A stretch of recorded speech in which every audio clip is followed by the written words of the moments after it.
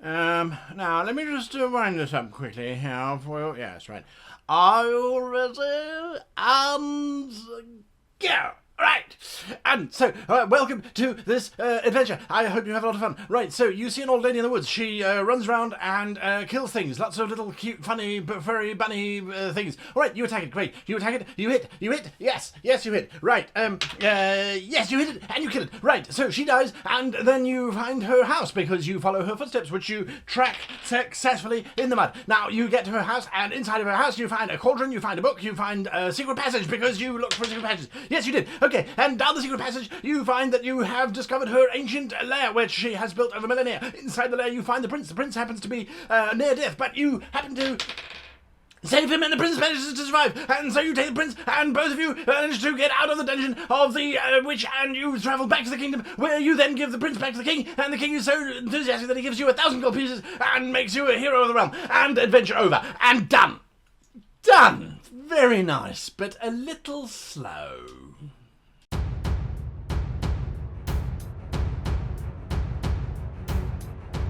Hello and welcome to today's episode of How to Be a Great GM. My name is Guy, and today we're We are looking at the rear. We are re-looking at timing your game so that you don't have a calamity like you've just seen. Timing is sometimes something that we look at and go, don't need timing. Don't need timing. Oh, my games are free form. We explore at our own pace. The players drive the timing. It's not me. I'm just the GM. You can look at it like that, but I think that that's a mistake personally. And I know that when I have games where I'm not too focused on the timing, where I'm just kind of letting it go at its own pace, it sometimes crawls to a dismal end. And I could never realize why these adventures that I was stringing together sometimes just petered out. Well, it's because I didn't have a timing plan. Now, I have spoken about timing before on the channel. So what's new in today's video? What are you going to learn by watching the show today? Well, we're going to look at how much of stuff should you include in your timing plan. So what that's going to do is that's going to look at how much should you actually be planning for in your session. This means that if you can eliminate unnecessary stuff, if you can remove stuff that you don't have to plan for, that's going to increase your planning time before you're going into session, as well as the efficacy of the session. We're going to look at what is essential versus what is fluff. And we're going to try and unpack that so we can understand, again, what should be included versus what should be dropped and forgotten about. And then we're going to look at PC versus plot, because a lot of people, I should say, a lot of GMs out there go, oh, no, it's all about the PCs. The PCs make the story. Yes, they do. But just like giving a bunch of monkeys a set of typewriters and saying, go create your own story, without a cohesive direction, they're not going to know where to go, and they're going to try and create a whole bunch of disparate stories that have nothing to do with each other, unless you're really lucky. So we're going to look at all of these different things, and then right at the end of the video, if you want to skip all the way through, you can go and watch the summary that I've now included in today's video, where I look at pretty much everything that I've spoken about and just summarize it for you so it's a lot faster. All right, let's get straight into it. So when we're talking about how much, what do we talk about when we talk about how much? So when we're talking about how much, we are looking at understanding how much time you have, how much time is going to get taken up during game, and how many plot points you have. So if you haven't watched my video on the adventure planner, which talks about breaking your plot down into different plot points, I suggest you go and have a look at that first, because it really does include a very comprehensive breakdown of this is how you plot out an adventure to certain plot points, whether it's 9 or 12 or 15, it doesn't really matter. But understanding how many plot points you have can also really help you in terms of focusing you for creating your own adventure, but also in terms of controlling your timing. So before I get too far ahead on plot points, let's go back to knowing your time frame. So many of us go, all right, well, we're going to be playing this weekend, and it's going to be brilliant. It's going to be marvelous. And what we're going to be doing is we are going to be looking at playing this module that I think is really cool. I've plotted it out. I think it's great. Yes, but how much time do you actually have? Do you have 4 hours? Do you have 5 hours? Do you have maybe 6 hours? Is this an all-day event where it could run for 8 or 9 hours? Sometimes we don't plan our sessions to run for 8 hours, but they do. Usually, though, 4 hours seems to be the norm, or 3 even better. Personally, I like somewhere between 3 and 4 hours. If it's longer than 3 hours, that's okay. If it's longer than 4 hours, well, now we're starting to move into a second session, and so the timing should emulate that. I think blocks of about 3.5 hours or so is the ideal gaming time. That's me personally. You might have a very different rhythm, a very different tempo. So when you then identify, okay, I've got 3.5 hours, right. In 3.5 hours, what can you actually do? Well, this does depend on the next question. How many PCs do you have? But also, more importantly, how do those PCs interact with one another? Are they a very militant, hyper-focused group who move forward and just straight take on any challenge that they're given? They don't vacillate, they don't debate, they don't explore alternatives. They just go straight in and say, right, this is it. This is the story. If that's your kind of player group, then that's absolutely fine. You know that they're going to go straight into the meat of it, so you're going to have more for them. If they are the kind, however, who dither, who talk, who interrogate, who understand, who kind of get distracted by butterflies and squirrel, if they are that kind, then you know that you don't have to plan as much because they're going to derail themselves anyway. So when we then look at our time frame, if we're working on 3.5 hours or 4 hours, for example, you know that you can have a certain number of combats in that. In a 4-hour session, I certainly would not have more than maybe 3 combats at the most, simply because combat is oftentimes where most gaming systems, where most role-playing systems break down. They simply become a case of you hit it, you miss it. It doesn't really matter how descriptive you are, and you certainly can be descriptive without a doubt. It makes it much more interesting, but essentially it's where role-playing stops, unless you've got some really good role-players, which is, always a bonus. So, in a 4-hour session, let's say we're going to have 3 combats. That's brilliant, that's wonderful. How long is that combat going to take? Well, the rule of thumb, give or take, is 30 seconds per PC. So if you've got, say, 5 PCs, well, you do the maths. It allows you to say, well, okay, 2.5 minutes per round. So every round of combat is going to take 2.5 minutes. 10 rounds is suddenly half an hour, if you look at the maths like that. So if you have a 10-round combat, that's a half-hour block. If you're planning on having 3 combats in your 3-hour session, well, that's suddenly an hour and a half. So you've only got an hour and a half left for actual role-playing and plot. If your session combats are going to be shorter, and I would certainly advocate that they are, because shorter is always better and punchier and more pacey, although sometimes an hour-long combat can be just as effective, but only once or twice in a blue moon, I would say. However, if you're going to have short and pacey combats, well, fantastic.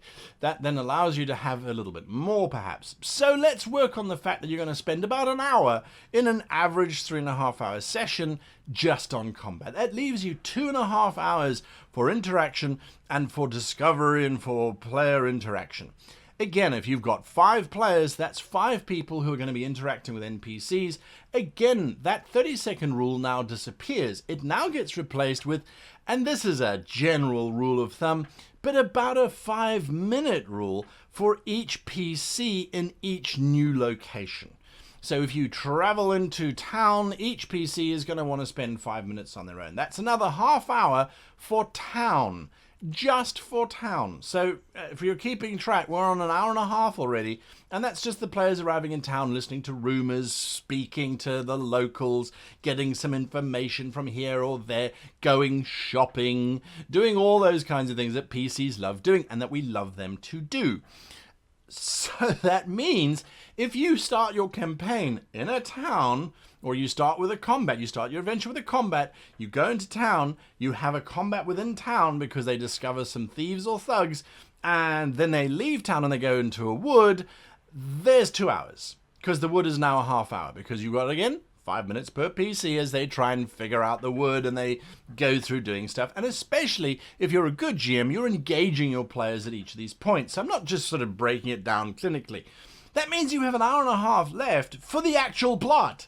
Yes, you've set up in town that there's an evil cult out in the forests and that the forests are populated by evil monsters. The characters have now gone into the forest. They've had another encounter with monsters. Boom. There's another 15 minutes because you've kept it short and sweet. So now we're at, what, 2 hours 15? So you've only got, oh my goodness, an hour and 15 minutes left for the actual plot. Now you get them from the forest. They get to the dungeon tower in the middle of the forest. And oh my goodness, that's protected by skeletons because you wanted to have another combat because you feel like you could have some more. There's another 15 minutes, 2.5 hours. They get into the tower. They explore the tower. But there's a trap in that tower. So there's another half hour whilst they go through the tower and they explore the traps and things. That's 3 hours. You've got half an hour left for them to have a showdown with the necromancer who's in the tower. 15 minutes. You've got 15 minutes left of your 3.5 hours. They get back to town. It's another location because now they've got to resolve the who killed what, hand over the head of the necromancer to the local sheriff, get a reward, go shopping. Boom. 3.5 hours done. And you haven't really done a huge amount of plotting. Now, on the other hand, if you have calculated out that you're going to have 5 little encounters in town to really establish that this is going to happen, and then you're going to have an encounter in the woods, and then you're going to have an encounter before the tower, then in the tower you've got 3 different groups you're going to have encounters with, then there's the secret riddle, there's the traps, there's the tunnel actually leads to another tower which is part of a bigger castle that they're going to have to infiltrate. Do you see now how just by sitting back and going, okay, I need 4 encounters, and by encounter I mean, I don't necessarily mean combat encounter necessarily. I might have said combat encounter, but that's not what I meant. You should know what I meant, not what I said. So by encounter I mean it could be PC interaction. It could be talking with NPCs, interrogating them, finding out information, getting drunk with them, singing, seducing them, etc., etc. So I'm going to have 4 or 5 encounters with this one, this one, this one, this one, and that one. We're going to go to 2, 3 different locations. I need a map of the dungeon. That doesn't have to be very complicated because I don't want them to spend too much time in the dungeon because we've already established they're going to spend half an hour in your dungeon in this particular session. Oh, okay. I don't have to plan 90% of the stuff that I was going to plan. It also allows you to then, once you've worked out that, okay, we're going to play for 4 hours, we're going to play for 3 hours, or whatever the case might be, right, do I need to wrap up an entire adventure as posited here in a single session? No, you don't. You most certainly do not. However, your time frame, then we need to come back to the time frame. And we need to unpack that time frame and say, right, so if the time frame says to us that we are going to be playing for a week, we're going to play every week for 6 months, because after 6 months, so-and-so goes off to college, and so-and-so goes to their prison sentence, and, you know, Marjorie gets pregnant, and all those kinds of things. Things get complicated. If you're going to play for 6 months, that means that you now know, okay, 24 sessions minus 2 or 3 because of people not showing up, because of holidays, because of that arrest, and all those kinds of things. This then allows you to sit back and say, right, in my total plot, and I'm not going to go on to this timing because this definitely is in the video on plotting out your adventures, and also in the campaign creation series where we look at plotting out the 15 different adventures for your master plot. You can then look back at your master plot and say, okay, I've got 23 sessions that we're going to be running. I've got 15 points of my master plot, so that's 15 sessions at the minimum that are going to be dedicated to my master plot. Okay, fantastic. So now, when you start to look at your time frame again, you're sitting there going, okay, well, today's session is a master plot point. I've only got 1 session for this because if I spend 2 sessions on it, then I don't have enough time to finish off my campaign. So in 1 session, how do I resolve my master plot? You haven't worked out any adventures yet. You haven't worked out any of the details. You haven't drawn any of the maps yet, because by working through this exercise, this is slide 1 of how to improve timing, by the way. By going through this, you suddenly realize you don't need to have 15 encounters plus 23 maps. You need to have 4 encounters and 2 maps. So that is the benefit of looking at how much do you have. If you have an open-ended campaign, because I can hear you going, oh, but we're in college for 3, 4, 5 years. I mean, depending really on how often we attend classes is how long we're going to be in university for. So if you have an unlimited time frame, then how does this help you? I would still not work to an unlimited time. I would say, all right, this campaign is going to run for a year, and I've got my adventure points worked out as per the adventure planner. And so I still sit back and go, well, for a year, these are the points that I need to hit. Why would I say a year? Well, in the old days, we'd play a campaign for 15 years whilst we were in grade 7. And then we'd go into grade 8 and we'd start another 15-year campaign, because that's how they all used to talk. Because, 15-year campaigns were what we did in the old days before we had computers and the like. No, that's absolute rubbish. Yes, we'd play long campaigns for sure, because there was far less distractions and things, and maybe you have the luxury of playing a campaign that goes on in perpetuity. I would advocate that you have lots of well-rounded, well-told campaigns that run for 1 year in a block that combine to form a massive saga rather than trying to plan out a 15-year campaign. I don't think that's practical these days, but anyway, that's just me. We're not going to talk about sagas just yet. If you want to know more about sagas, let me know in the comments below. I'm happy to do a video on them. They are quite epic, and something that I would like to do personally. All right, so we've now basically got an understanding of how much stuff we've got to work with. We then need to look at why this is no longer highlighted, and so there it is. We now need to look at the essence versus the fluff. The essence versus the fluff. What is the essence of a campaign? A lot of people are going to say, oh, it's the PCs. Yes, it is. And no, it isn't. Yes, it is, because the PCs are the ones who are exploring the plot. Without the PCs, we don't have a plot. We have a series of events that we have told ourselves. Well done.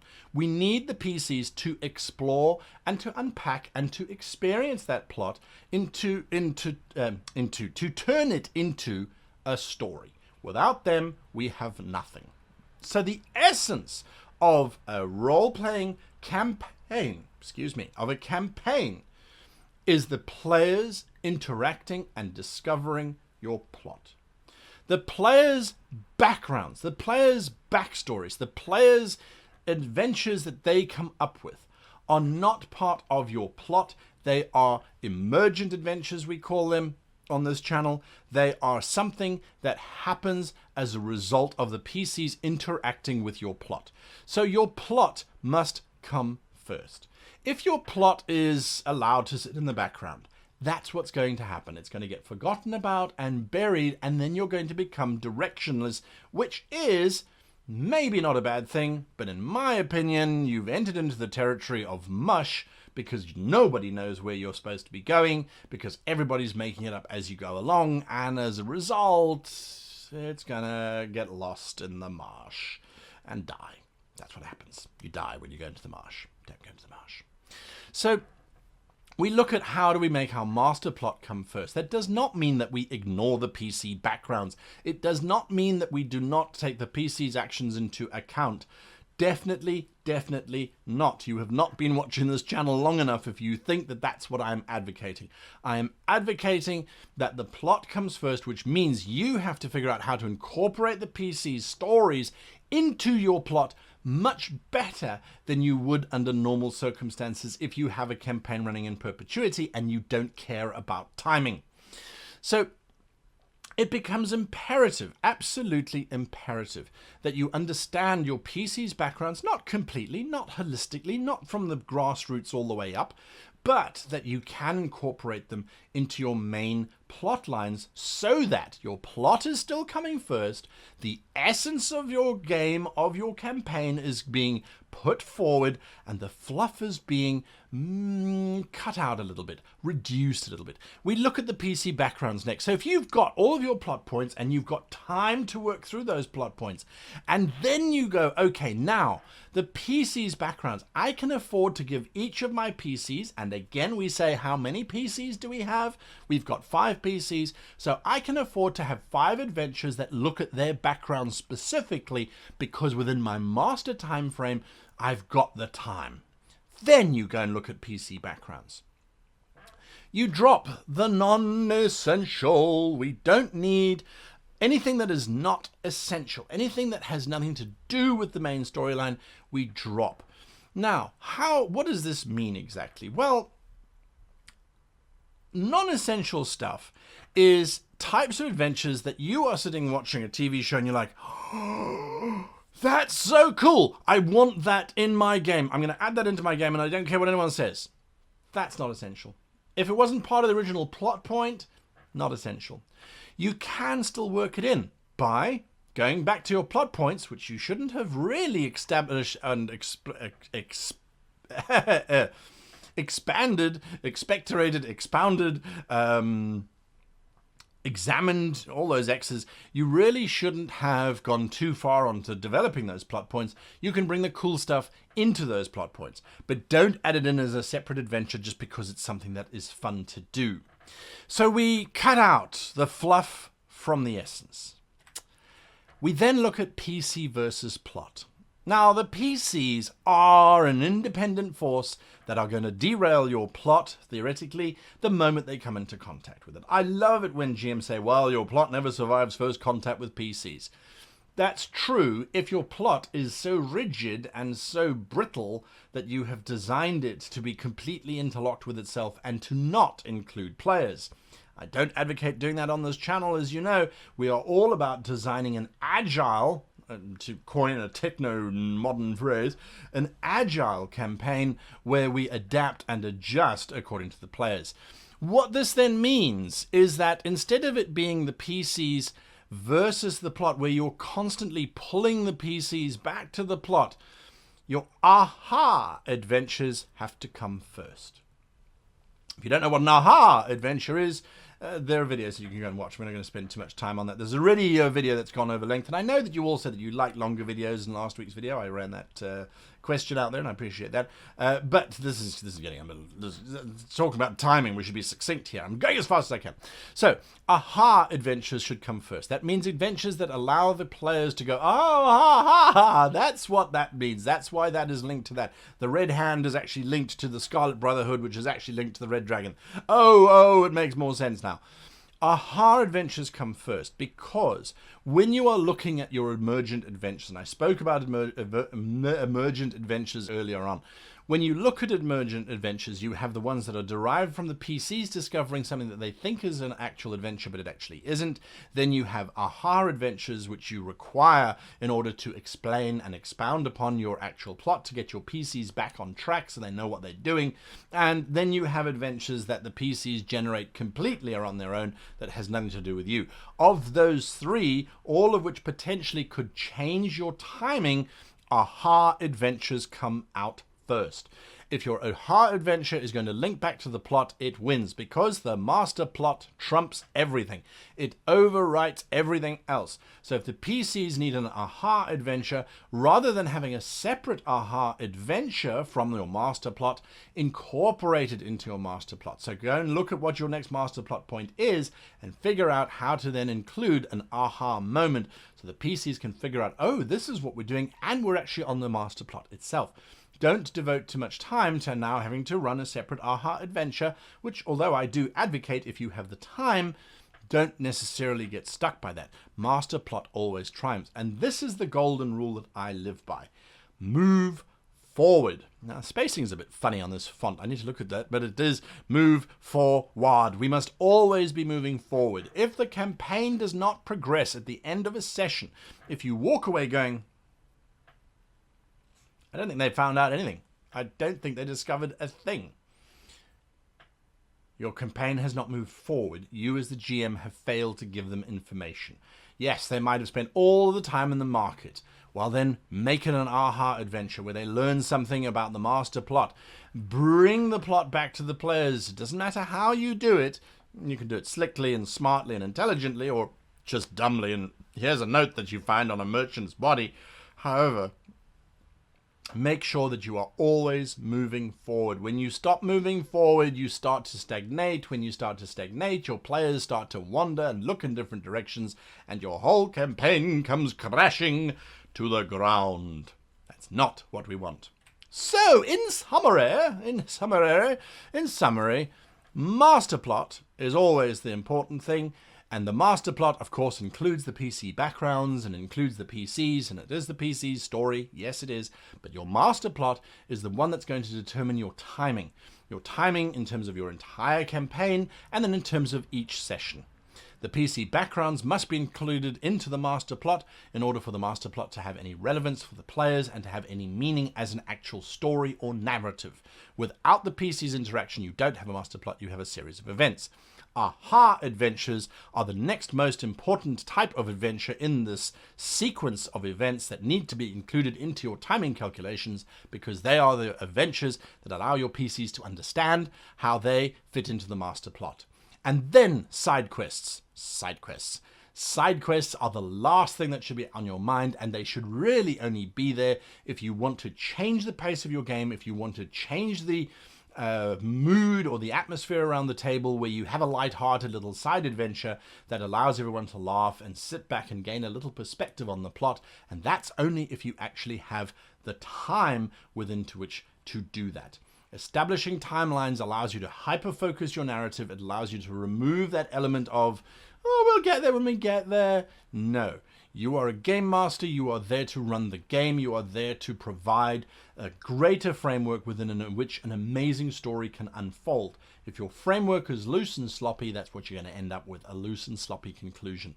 Make sure that your timing is right, and timing is really, really easy and very, very simple to go through once you start to break it down into its components. And yes, things are going to change up. The PC is going to take longer or less time to do a combat, or more time to explore a puzzle, or less time. Yes, obviously those things are going to happen, and you're going to have to learn how your group responds to those timings and basically go along with it and work it out yourself. This is just my experience from playing with different groups all over the world. So, what do you think about timing? Is timing something that you had thought about before? Is it something that you care about? Do you think that this video even makes sense? For me, when I look at the campaigns that I have timed versus the campaigns that I have not, the campaigns I have not invariably have never ended satisfactorily. The campaigns that I have timed usually end on a climax where everyone is shaking with relief and joy and excitement at the end. So from my experience of many thousands of years of role-playing, timing is what it's all about. Until next week, I wish you and yours the very happiest of gaming. Okay, are you ready? And go! Hit the like button, hit the subscribe. Oh, no, I screwed it up. Okay, wait, start again. All right. And go! Hit the like button, hit the... Whoa, what the... stupid thing called? Time. Start again. All right. And go.